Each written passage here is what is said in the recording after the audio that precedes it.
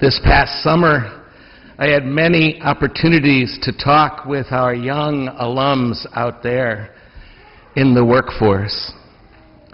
Many are in their 40s now and in mid-career.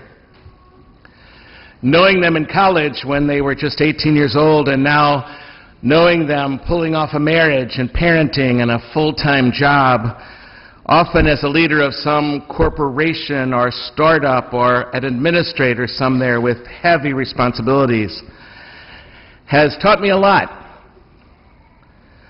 For most of them, many employees now are depending on them and on their good work to even have a job, as do their spouses and their kids depend on their good work.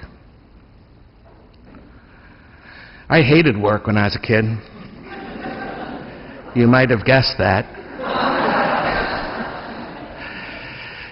And actually, in one of my very earliest confessions, there's only a couple things I remember from those confessions, but one of them was I confessed the sin that I hated my work.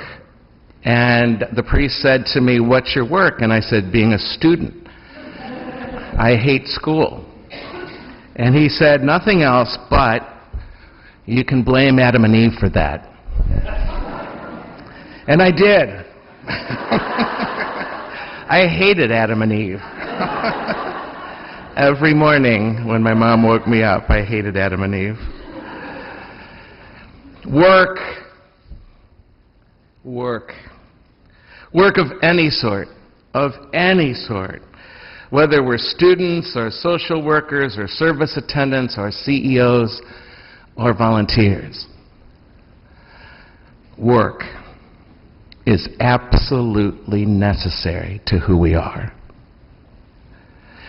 And not only is it absolutely necessary to who we are, it's necessary to us finding our place in this universe.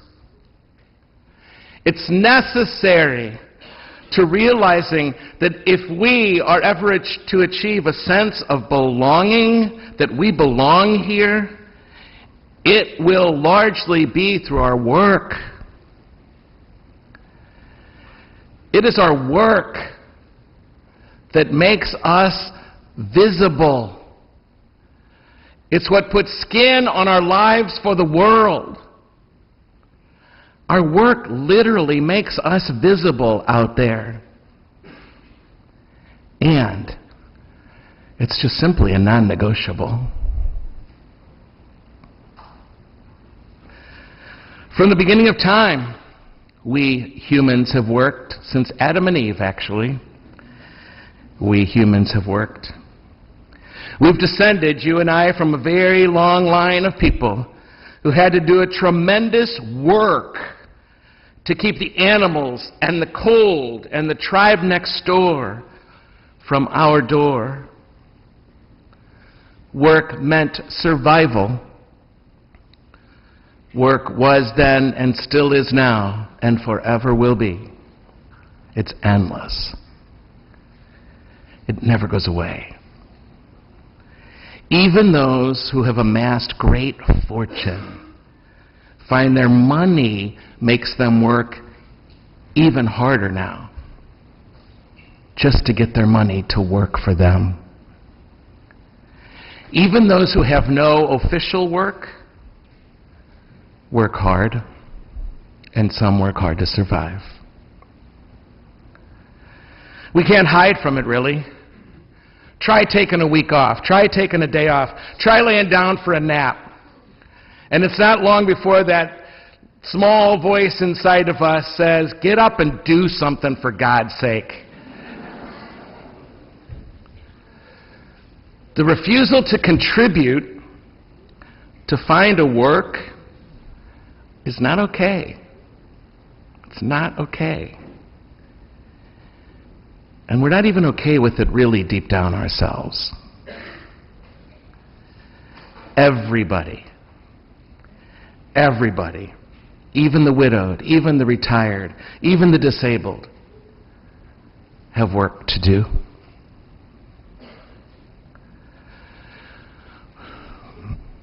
I love a poet and an essayist named David White. I read everything I can find from him. I find him to stir my imagination. And he's the first one to ever introduce me to the notion that our work is a whole lot like a marriage, really. And I can't even tell you how often that has come back to me and how true I think that is. Our work is the marriage of self and necessity. Our work is a marriage of who I am, Gary Braun, my gifts, my talents, and the needs around me, and actually the needs of the world all around me too. Our work touches on the great question, what is mine to do? What is mine to do? It has to take on the rising tide of other people's expectations. Everybody's always telling us what they think we should be doing. We can lose ourselves in our work. But that's not always a bad thing. Because as Jesus warned us, when you lose yourself, you can find yourself. Not only can we lose ourselves in our work, we can find ourselves in our work. One of the great triumphs of life is to find real happiness at work. Our work, what is ours to do, is indeed a whole lot like those marriages. You see, it's a lifelong commitment we make to work. And like marriage, we do it in good times and in bad, in sickness and in health, all the days of our life. And to neglect our work is like neglecting our partners in life. To neglect our careers impoverishes us the rest of our lives. And our work is actually an expression, a real expression out there in the world of our personal belonging to that world. So it deserves some attention. And on this Labor Day weekend, and in the light of God's Word this morning, we do just that. We step back a little bit from our work and think about it. All of it, whatever it is. Work does require something of those vows like when we make in marriage. Why else would we put up with all this over the years? It involves something much bigger and greater than itself, really. Our work is about much more than just that work. Or we could not do it. We would not last in it. It involves a sort of a dedication to something larger than the details. Something larger than our everyday needs. And like an engagement,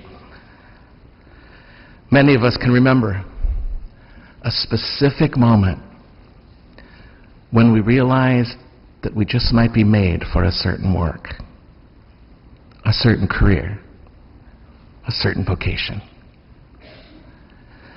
Sometimes there's something in even those little guys, those little girls, that intuits something of that. This career, this vocation, this work almost seems to be calling us. It almost seems to be about more than just my choosing it. It's chosen for me, it almost seems.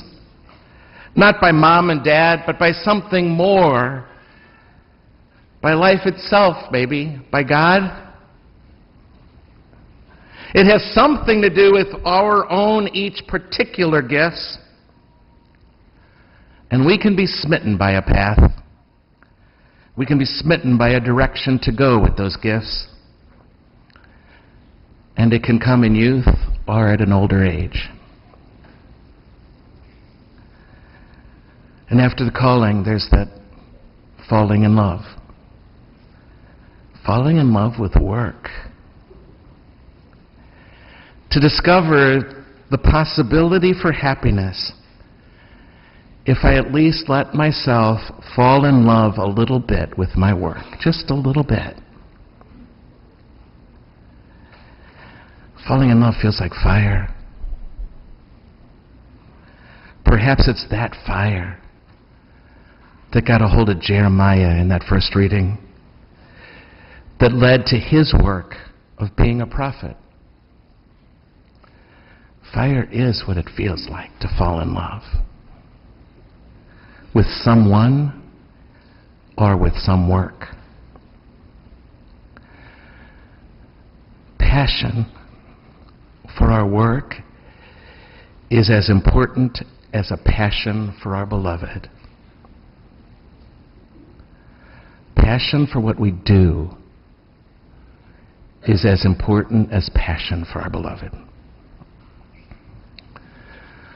But like that marriage or any deep relationship to which we are committed, that work that we fell in love with can feel like a burden. Pursuing that work means facing countless doubts and distractions. Sacrifices will be demanded of us. And all that romance of being called to this work, all that fire, it really comes down to this workday, this week, this phone call, this conversation for the priest or the counselor, this sculptor chipping away at this piece of stone, this artist applying this brush with this color to this canvas, and the details of this lab report and the calculations of these engineers. All the romance, all the fire really comes down right then, right there to this.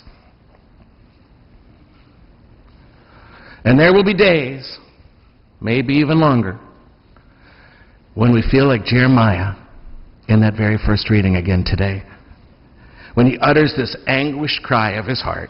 You seduced me into this work, Lord. You got me into this, and I let you do it. I'm continually mocked. Everybody's laughing at me. Everybody thinks I should be doing something else with my life. I quit. I'm done with it. But Jeremiah couldn't quit. And he tells us why. Because this call, this work, it's in my bones. It's who I am. It's in my heart like a devouring fire. I tried to quit, but I couldn't.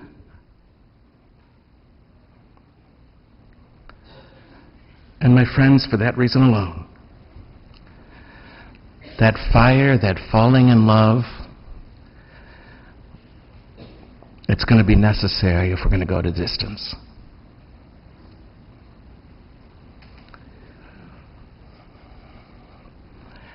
It was absolutely necessary for Jeremiah when he was hurt.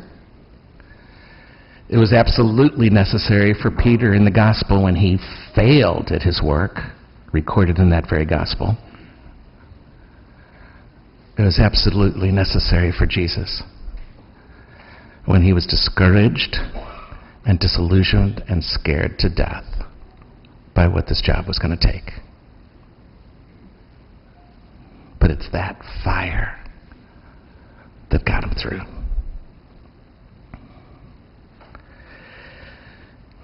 To be faithful to a work, to return to it day after day after day, not only to the workplace, but to the dream that brought us there to that workplace and that keeps us alive. To be faithful to a work, we must welcome the vulnerabilities of that work and the difficulties, as well as the gifts that it will bestow. There will be many a day, as you know so well, there will be many a day when it seems like nothing's happening.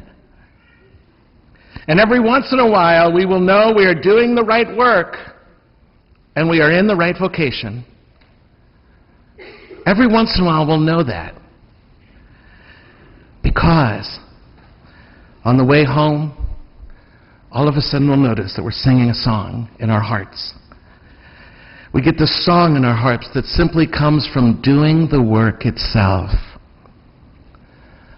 as much as from its rewards and its fruits. A song in our hearts just from doing the work.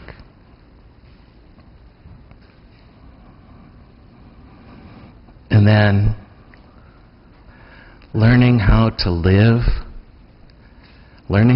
with the work we've chosen, just like we have to learn how to live with the partner we chose. Learning how to live with the work we have chosen. There will be lots of light and lots of darkness at work. The dysfunctional and the bizarre. But you know what? It's your work. It's your work. This is the road you drive to get there. This is your desk. And these are your colleagues. And this is your appointment right now. And these are your students. And all this because of your dream that you once dreamt. A calling that somehow found you.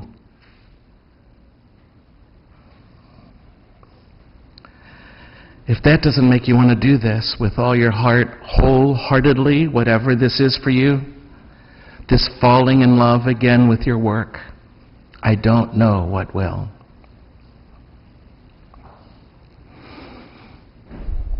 Many of us will not have much public acclaim for our accomplishments. Many of us will not have our contributions acknowledged at all. But the knowledge we have that we have affected other human beings and will be remembered, albeit indirectly, in our work, seems to be one of the things that makes human satisfaction possible.